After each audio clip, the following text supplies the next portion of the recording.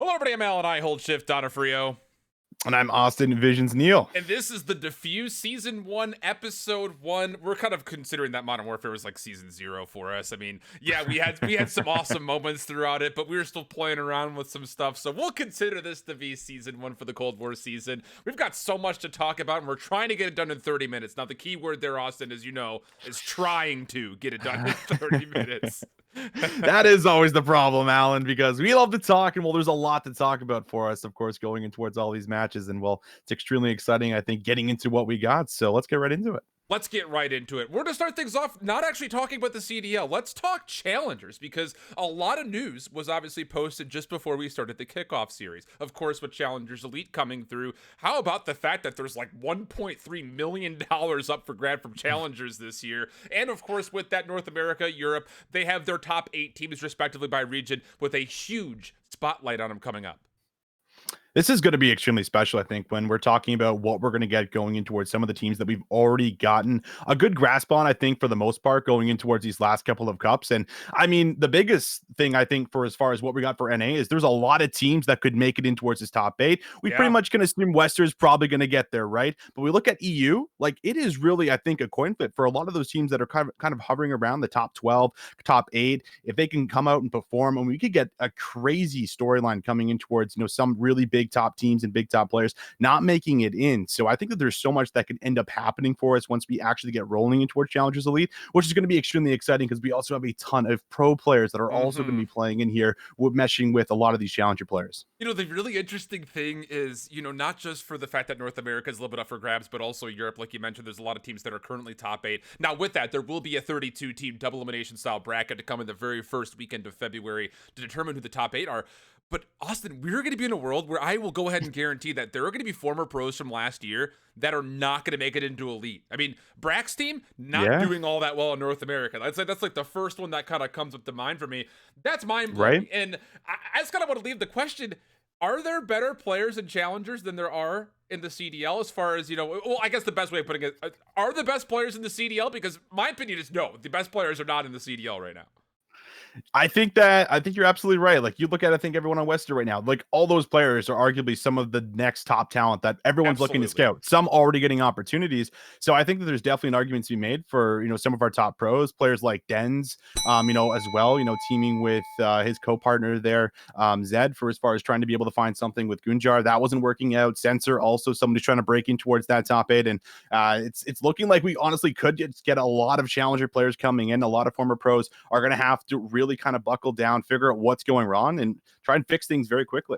Very, very quickly. I don't know. It's hard to say, but I think after watching a lot of the Search and Destroy today, I was like, man, a lot of these CDL teams have not been scrimming Search and Destroy so far. And it actually starts our conversation off appropriately because New York versus Dallas was a little bit all over the place. And I'll sit there and say this much. Dallas, I think our expectations, of course, a little bit of it feels bad that they couldn't bring Clay back for the season because 5v5 to 4v4. But they came out in very convincing fashion. Everybody looked great. Shotzi, former MVP from last year, looked great. Illy looked absolutely insane. We'll talk more on him later. But on the other side, you actually do have a very immediate story from the Challengers player of DiamondCon getting a chance to play with New York immediately. But a 3-0, the only question in my mind is, are you more convinced by Dallas or are you more concerned for New York, considering how they looked? I think I'm more convinced by Dallas at the moment, just purely because, they already have all this chemistry. They won multiple events. They're our COD champions from last year during the Modern Warfare season. So there's already a lot going for the squad. And it really is a tall task for someone like Clay, who did just end up losing Zuma, who was probably a massive reason on why he joined this roster in the first place. And now getting a lot of, newer talent. Mac just coming in towards the scene from last year. DiamondCon being brought up from the Academy roster, like you just touched on. There's a lot that I think has to be figured out. And well, a lot of that could honestly come down to what roles these individuals are going to play. So but from what I got, I felt like there was still some glimpse of hope for as far as what we're going to get. Remember, last year, it took a long time for Dallas to come online when they were working with Illy and Shotzi, 2 people that were coming in towards Call of Duty. And I think the same thing might end up happening here for people like Mac and DiamondCon, if they're willing to kind of grind things out, spend a little bit more time looking over what happened this weekend, and try and fix that going in towards their season matches. I'm really convinced that Diamond Khan held his own this last weekend. He And did. I think I'm actually taking the same stance as you, where it comes, I'm more convinced by Dallas than I am concerned for New York, because this change was something that obviously had to come through very last minute. But I'm just really curious about what's going on with Hydra. I don't know if you saw, but like, Yeah. apparently he's completely deactivated his Twitter account and all that stuff. And he's still playing. At least he did this last weekend for the Challengers Cup #4 in Europe. But what is going on there? Because obviously visa concerns would have had to have been, I'm sure, some sort of a Mhm. stipulation when it comes to getting him to play with New York. But I think we were all a bit surprised by the fact that Hydra has like kind of disappeared off the face of the earth. Yeah, it's so interesting because that was, I think, one of the biggest talking points when we were going in towards, who are they going to pick up? And well, Paris probably should have picked up Hydra, being that he was from there. And then it's I like they agree. didn't. They got away with it. And it's like this is looking to be, another last year where Clay's going to get his hands on young talent that he's going to be able to build and teach and grow them into fantastic players and teach them more than anything how to actually win, which I think is the most important trait when we're talking about Clayster as a player and what he brings towards the table here. So it is very interesting that we don't get Hydra because there's a lot of people I think that are really looking to see what he was going to bring towards the CDL, including myself, because there's just so much hype around a player. And when everything just kind of just starts to go black and you're like wondering what's going on here, he's not active on Twitter. It definitely raises some questions for sure. I agree. On the other side of things, though, kind of taking a look at what Illy was able to bring to the mix, oh my goodness. I mean, he played absolutely lights out. He had that 1v3 on the checkmate search and destroy that they Yeah. rolled through New York with. And then Illy on control on raid was also really kind of single-handedly clutching up a handful of moments as well. Now, I know last year there was that kind of early battle between, oh, you've got Illy, you've got Shotzzy, which are going to be the rookie of the year for the season. Do you feel like Illy, off of the performance that he had just initially, again, way too early, but is he an early eye for potential MVP this year in your mind? I think so. I mean, Hook said it yesterday when we went to the listen in. He's like, oh, listen, you guys are talking right now. And I think that was more directed to Illy more than anything else, right? With what he was able to do and what he was bringing. But I mean, I just think you look at Illy as a player, and Crimsix and Clayster both said last year that this is one of the most unique rookies that we've ever gotten to work with. Someone who's just so willing to take criticism. And it's really, I think, the biggest point, how fast he's able to learn and make sure he's not making those same mistakes over and over again. And that's That's something so that usually huge. takes quite a long time for a lot of players, I think, that are entering in towards the scene, especially when they're trying to learn variant, how to play it at that top level, where everything just kind of fell in place for Illy. He put in a lot of work. He's probably one of the biggest grinders, I think, in the scene, and he's already played a ton of search and destroy with other players, probably gotten some ideas from them and has been able to implement that in towards their own strategies within Dallas. So I think that, honestly, it's not a blasted take to say that so far, but we certainly need to see maybe a little bit more and get a bigger sample size at the moment. But I definitely think that Illy is just in top form already going in towards this game. I just the nature of which he pulled off some of the plays that he had was just Yeah. like, look, you if you would have never known anything Call of Duty, you would never expect that was his entry to his second year of playing competitive COD at a pro level. I mean, granted, he's been playing competitive COD for a long time with those guys, but I'm not gonna lie, man. The plays that we were watching him pull off on day number one, I was just like, this guy is going to be the truth this year. Like, without question, he is going to be a major candidate. And if Dallas continues to have, again, as strong of a showcase as we saw versus New York, I think it's very easy to anticipate that, yeah, he very well could be in a position to where he's going to be one of those familiar and probably favorite faces to see on screen. Now, speaking of maybe some unfavorite faces on screen, Seattle, LA. We talked about this matchup at great length last year because We did. they only beat each other. Like, that was literally about it. I think 4 out of Seattle's 5 wins came versus LA or something like that. And it wasn't until the end of the year that LA were able to finally turn things around for them. So now you've got to look again, first time LA, Seattle. Have their brands found a little bit of a regain start after the Game 5 performance they had in their opening day 1 matchup? I think that these guys are certainly going to be able to hit the regain. The biggest problem, I think, when I'm still looking, especially at the Seattle roster, is the consistency. I think that was a big problem that we had last year throughout the majority of their roster. And we're talking about apathy, slack to like winning players that have been able to prove themselves multiple times. And I think now you have players like Bristini who are very heavily relying off of whether or not things are going well or really how the vibes are. What's his mindset going in towards the matchup? So I think overall Seattle is in this really weird situation where I don't know if they're going to have enough consistency consistency to be able to battle out against the top teams once we get ourselves in towards the season. That's something I think I'm really worried about. LAG, on the other hand, I think they have a lot of room to grow. And I think there's a lot of players that are going to also be able to kind of enable Vivid, which is going to be something that I think really LAG is looking to do, because that was the one player that they did keep on this roster. I'll say this much. I think both rosters made appropriate moves going into this next year. And I think I'm kind of in the same boat where Seattle I could see being really streaky. That's both a positive and a negative. I feel like if they start to lose, they're going to lose a lot. But if they start to win, I think they could very well go on a winning streak. So I think it's really interesting because you have a lot of veteran experience between both of these two squads. Not to say that didn't last year, but LAG, of course, like, took a gamble bringing in people like Aches and Saints, and it didn't really go well for them at the beginning of the year, and they immediately kind of sold the farm, essentially, when it comes down to what they wanted to do. I don't see those being the problems, though, for either of these teams this next year. Would there be potential if maybe someone's not performing as well, we need to make one substitution?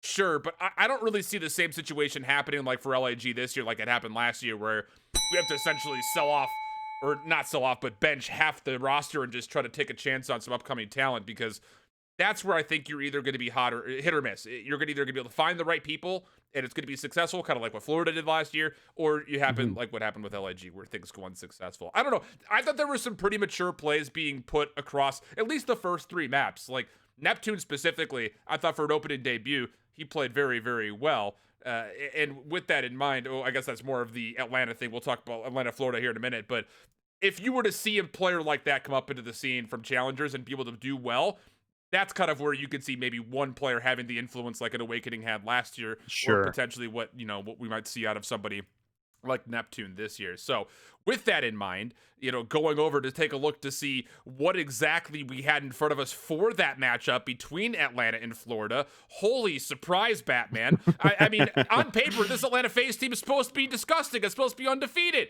What happened?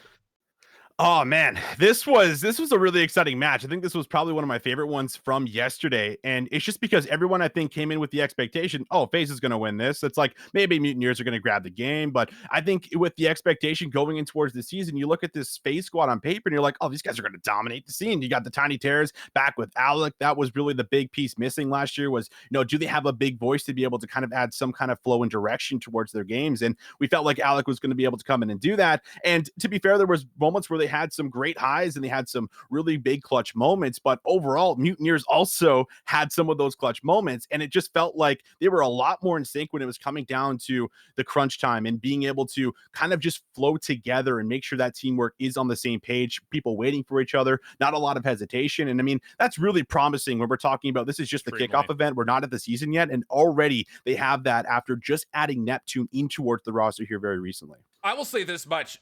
Atlanta, I thought they played a very good first opening hardpoint. They looked great on the rotation, even though Neptune, again, his opening debut, like you mentioned, he was good. He was scrappy, and he was able to essentially get their team that lead. But the fact that Atlanta was able to execute that late spawn trap on Garrison hardpoint showed me that initial little light bulb of these guys get it. And as soon as that moment happened, I was like, there's no way Florida pulls this map back. There's no way.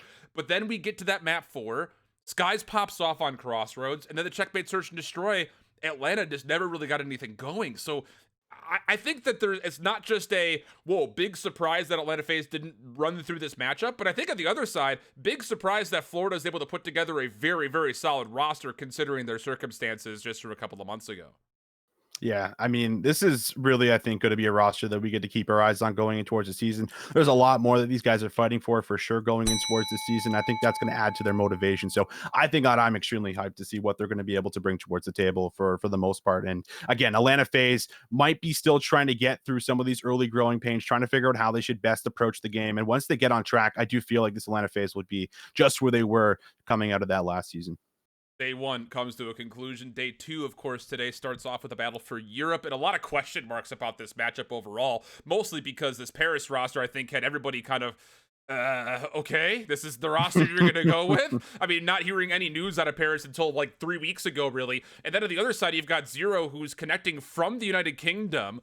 to play for London, I think a lot of people were like, oh, there's no way London even competes if he's playing on 200 plus ping, but he actually didn't play all that bad considering the circumstances.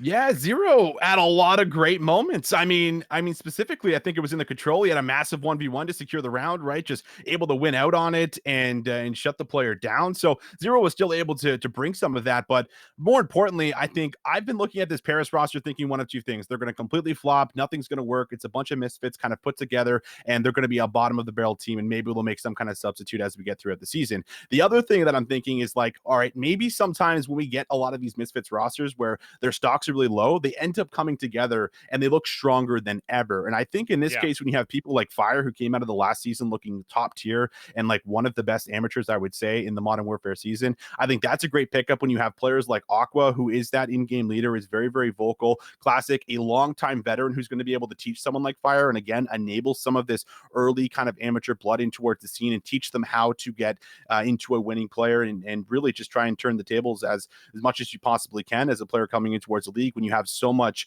explosive play. And that's, I think, exactly what Fire does. But not only did Fire, also hold his own, I think he had something along the lines of a 1.2 KD. He also had insane objective time when we were talking about those hard points. So he's not really playing selfish whatsoever. He's playing for the team. And that, at least to me, showing it this early in towards the season means that we could actually get a lot more out of this Paris roster than the rest of the world is kind of expecting.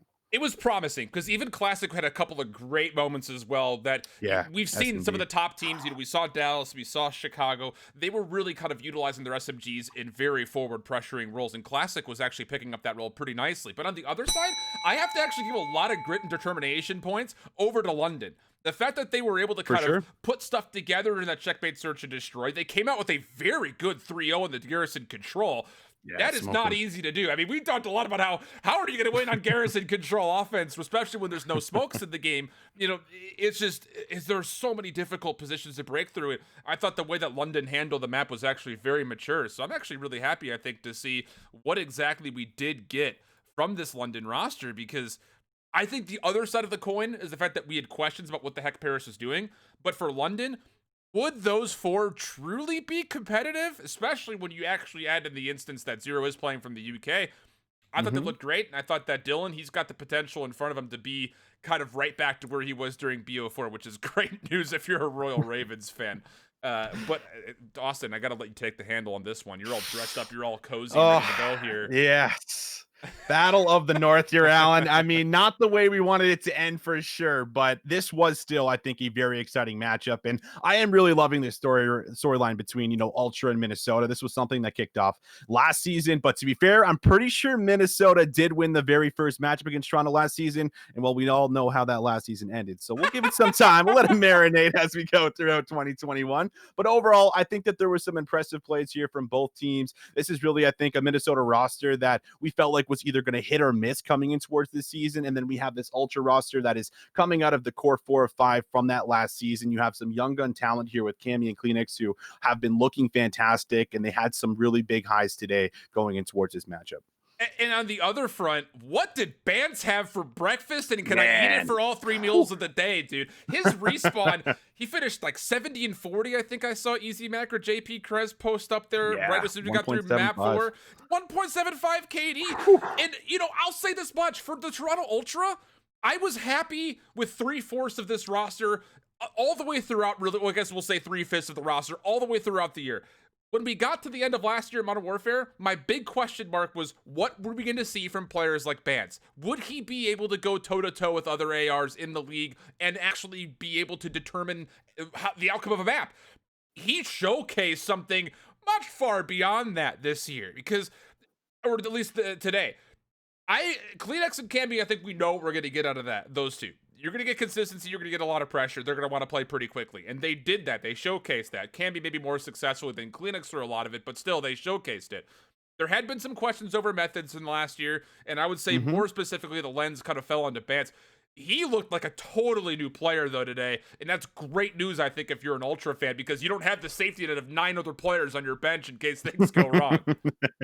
That's really the biggest thing, I think, for sure. And I think last year too, Bance really took, I think, control in search and destroy. So the fact he's bringing this out in response this year is Absolutely. really looking good here for them. And well, search and destroy really wasn't there for Ultra, which I think was the other big factor for them today. There was, I think, a little bit of a loss for concern, and maybe that's pending not having strategies with smoke the snipers, but we'll have to see kind of how that goes and evolves throughout the rest of the season here. But Minnesota gets the best of them, at least off the bat. And then we move in towards old rivalry renewed here, Alan. This is the matchup I think every Call of Duty fan was looking forward to. And well, 100,000 people came out to watch this expedition match here between both of these squads. And then really the only thing I have to say here for the very first map was T2P just came out of nowhere, Alan. They took over. They looked fantastic. And then it's like, well, they still got two other players, Dashi and Envoy. They went on some crazy sprees for us throughout some of these respawns. Envoy starting this control off here with, I think it was 11-0 before he was finally taking down. Just incredible performance here. I mean, OpTic Chicago really looking to be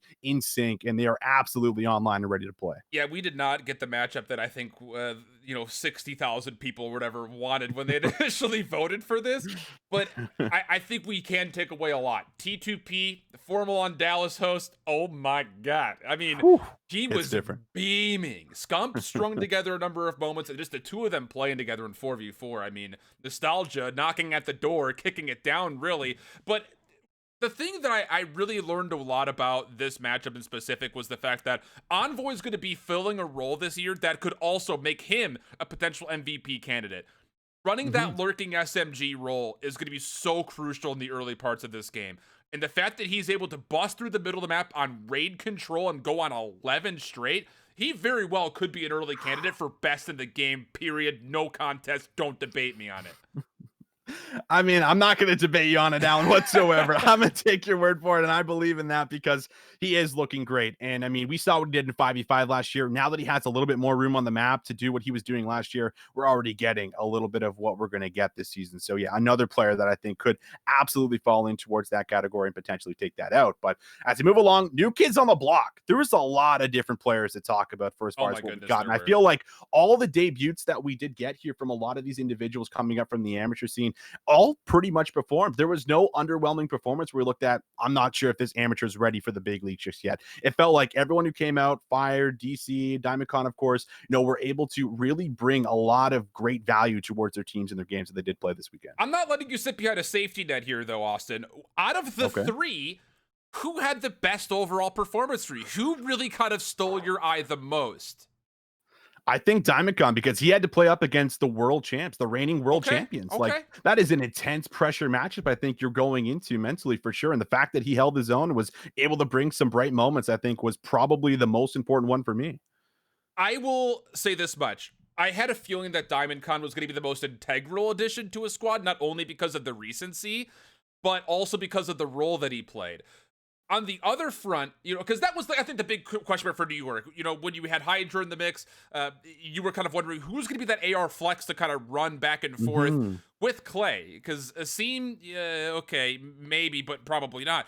But for me, I think as far as who had the overall best impact when it comes to, again, a very important role, I have to throw it to Neptune. We watched him play in a couple of the early Challengers Cups, and I said, yeah, he's hanging. He's doing all right. He's trying to pull off some special moves, but would he be ready to run an SMG in the CDL?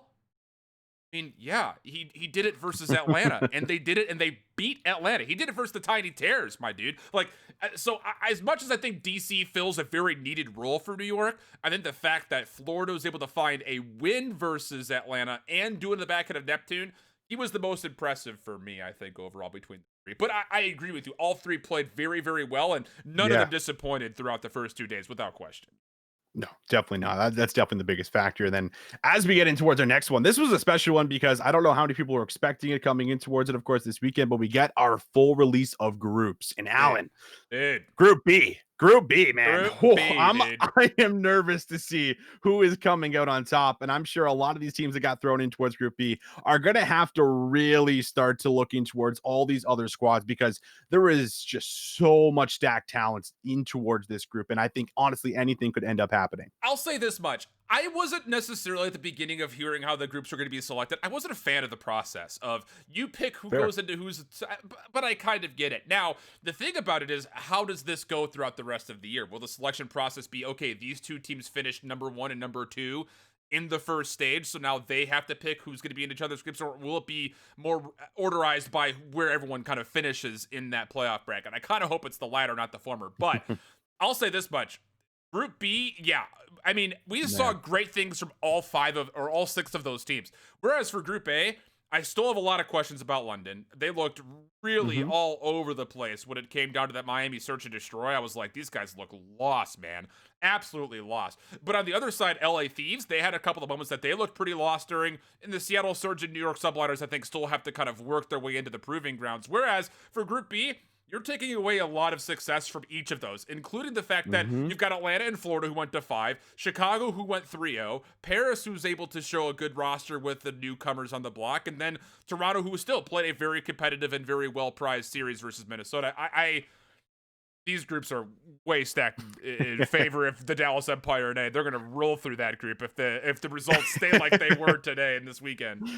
That's the vibe I'm getting as well. I think they're definitely going to be able to roll through a lot of those squads, and Group B is really just going to be a complete bloodbath for as far as what we're going to get. A lot can happen. I'm excited to see what some of these squads are going to be able to come out. And I mean, just getting a little taste of this weekend, like how many Game 5s did we get? First of all, like there were so many close matches. Exactly. Like there were so many in close matches, which means that that's very likely what we're going to get in a lot of those Group Bs, where it goes to that Game 5. It comes down to the wire. Who's going to ice up? Who's going to clutch up? And I feel like that's going to be a massive narrative when we're talking about that group throughout the season. It's going to be really funny too, because once we get to that stage playoffs, like people are going to be looking at like, okay, well, Dallas went 5-0 in their group, and I don't know, throw a name out there. Minnesota goes 4-1, where Group B is going to be like 3-2s and 2-4s, and everyone's going to be like, I don't see a single team in there going undefeated or winless.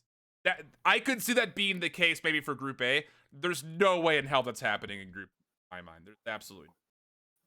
With that in mind, we will be taking some viewer questions. Hey, Austin, we're doing pretty darn well as far as the time is concerned. Yeah. We're actually holding ourselves to around 30 minutes. So if you guys have questions in the chat, feel free to start putting them out there for us, as we'll try to talk about whatever we possibly can. Again, we're looking forward to doing more here on this channel with this show, but also beyond that, this upcoming weekend, we will be also continuing doing the Challengers Cup number 5 broadcast coverage. And then the Saturday after that, February, I think it's the 4th, whatever that Saturday is, we'll be back here again with the Challengers Elite Qualifiers, that double elimination 32-team bracket. So we hope that you guys will continue to be reoccurring viewers here for all of this stuff. And we do plan on getting this up onto podcast services this year. I know I said that last year a bunch, but this year for sure we will do that. I will hold myself to that without question. If I don't hold myself to it, Austin for sure will. I will. So the great Enzo asks, do you think what we saw from T2P can continue all year? Is formal in Texas a game changer? I mean, look, T2P, we saw greatness from them in moments last year. This is their home ground. 4v4 with Raid in the mix, and who knows, maybe they'll add Express into the search and destroy rotation. I'd be happy to see that. I don't know, man. I was so impressed with Chicago through and through. Were there disappointing moments from LA Thieves? Yeah, absolutely. There were some disappointing moments, but I think Chicago just came out way more prepared than LA did, and that led to TTP feasting. I mean, the whole team feasted, but TTP specifically looked really good. Yeah, and like we heard from Miles on broadcast, like them and Chance, or him and Chance rather, have been watching a lot of their streams, and they feel like, listen, like this squad is really coming to play. Not only are they playing extremely high level Call of Duty, but they're also all vibing together. Oh, and yeah. I think when you get like a squad like that, especially under that OpTic Chicago brand, it just feels like everything's going to fall in place here for them going in towards this entire season. So I think that this squad is absolutely going to take over this entire year. And I mean, specifically when we're looking at T2P, they're capable of doing it. And for whatever reason, if they're having an off game, well, you know that Dashy and Envoy can also do that exact same thing. So they are just so stacked from top to bottom with all of those players basically being, top caliber players within the league that I think that they'll have enough to be able to carry through. And yeah, Scumpy and Formal, they're right back where they were when we're talking about 4v4. This is where they went on that original dynasty. Agreed. And I feel like they could get on right back in towards that situation and that spot if they can keep playing like this. This is a really good question. I'm not really sure how to answer this. Monsoon asks, which team do you think will make the first player change? Oh, anything off the top of your head hit you? Because I've got some arguments to be made, but I don't know. I want to see how you answer this first.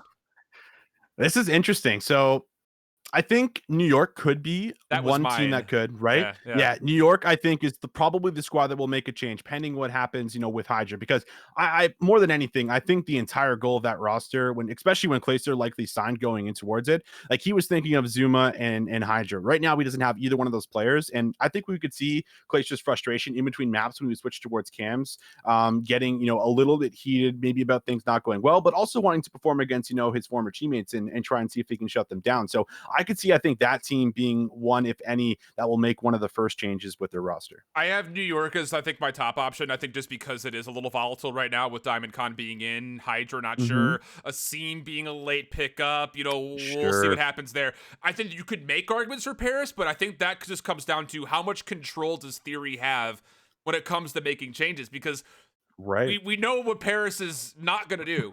They're not going to take a lot of time to spend money on their roster. So it would have to be a pickup, and it would have to be something that I think Theory would really have to sell to management.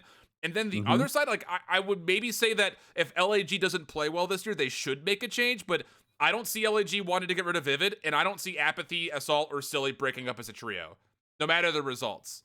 So I think the easy answer is New York. I think the same thing for London. I don't think they sub away from any of those four guys unless they can find a way to get Afro into the States.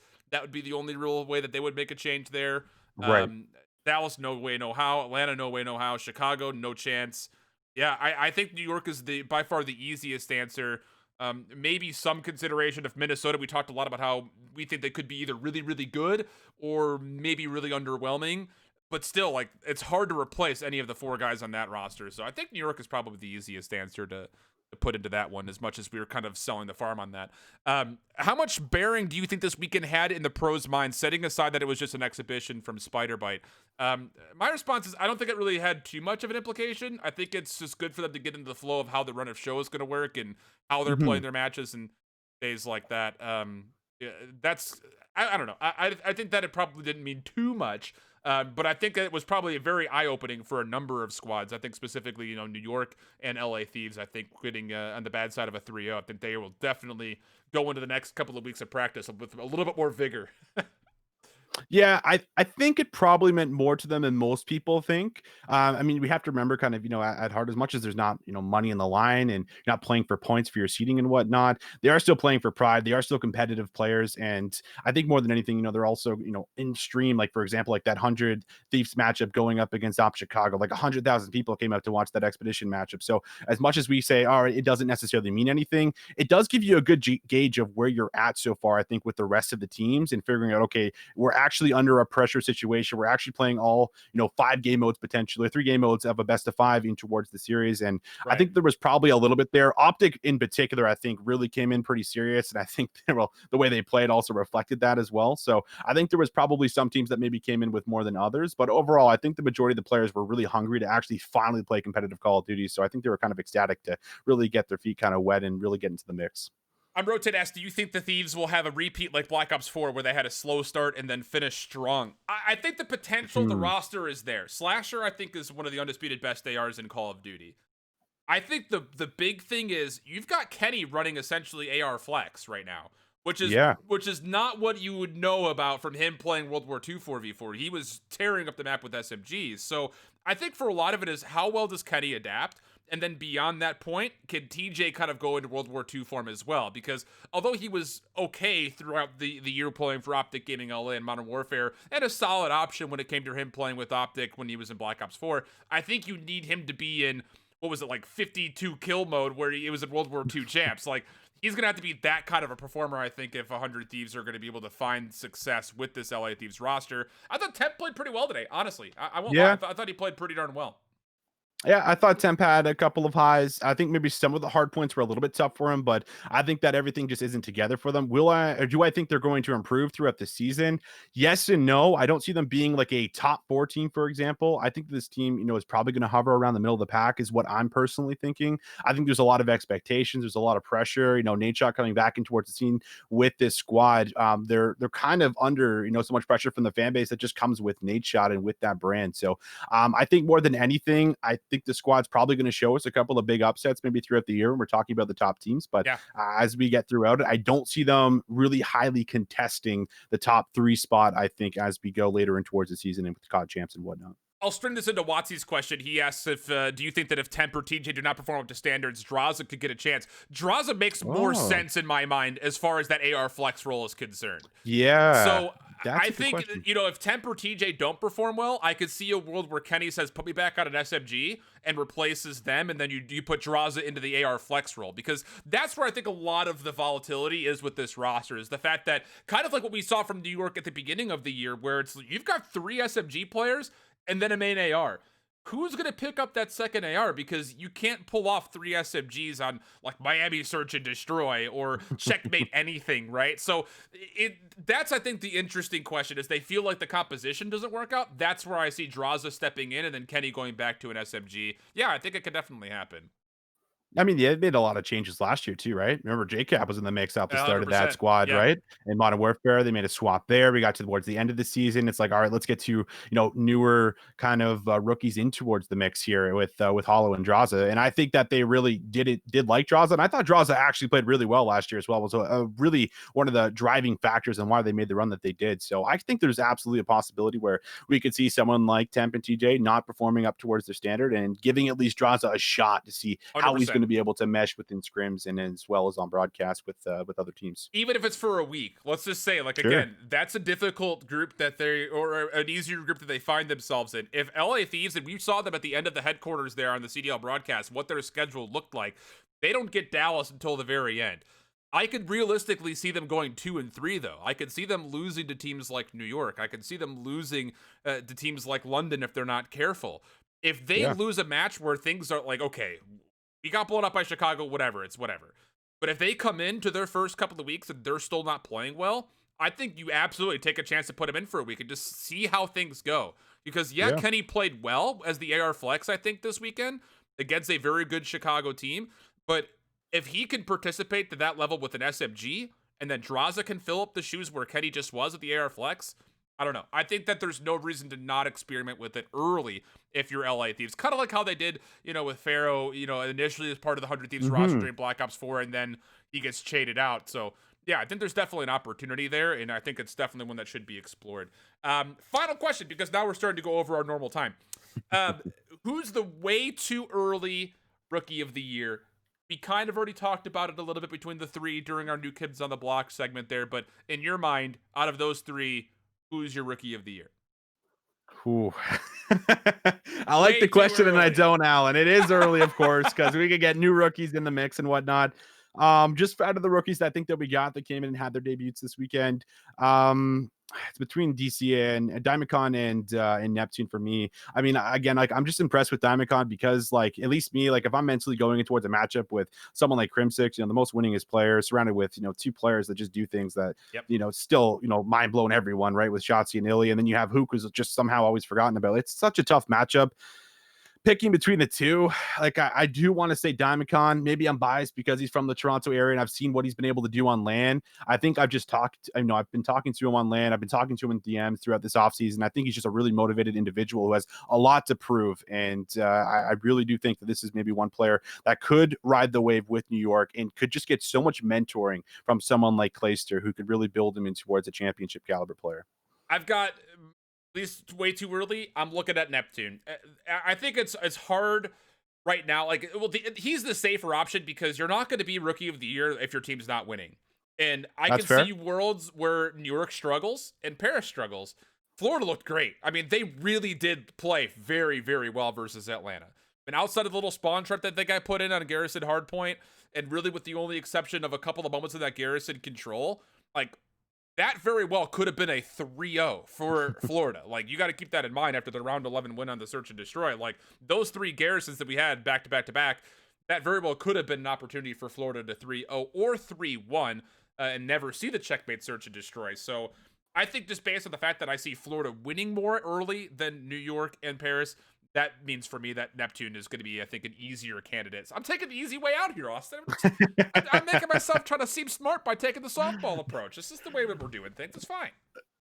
Well, we get to come back to these clips too and see if maybe one of us nailed the prediction and then get to post it and kind of gloat. So that'll be fun to kind of come back to see if it comes to fruition. Indeed the case. Again, expect us with this new season coming through with Cold War. It's going to be a lot of broadcasts that's going to be happening. Expect to see us back here for another 30-ish minute show on Wednesdays, Fridays, and Sundays, setting up the week for the CDL, giving you the midweek breakdown, and then wrapping things once more. There's also going to be a lot of cool new content that we're bringing into this show specifically. I know you're sitting here saying, goodness, Shift and Austin, this looks great. You guys are looking really zesty up there. It's only going to get better from here on out. So make sure you're staying tuned with all of that. Final words from you, Austin, before we say farewell for the first time in this Cold War year. I'm happy Call of Duty's back, Alan. We've been craving it. We've been casting challenges, and challenges has been a blast. Don't get me wrong, but there's just, something that hits a little bit different when you're seeing these veteran players back in action. 4v4, Cold War, it's a Treyarch game. Competitive is looking great. We had some insane control maps as well this weekend, so I'm just happy we're back in the flow of things and we get to watch some awesome Call of Duty.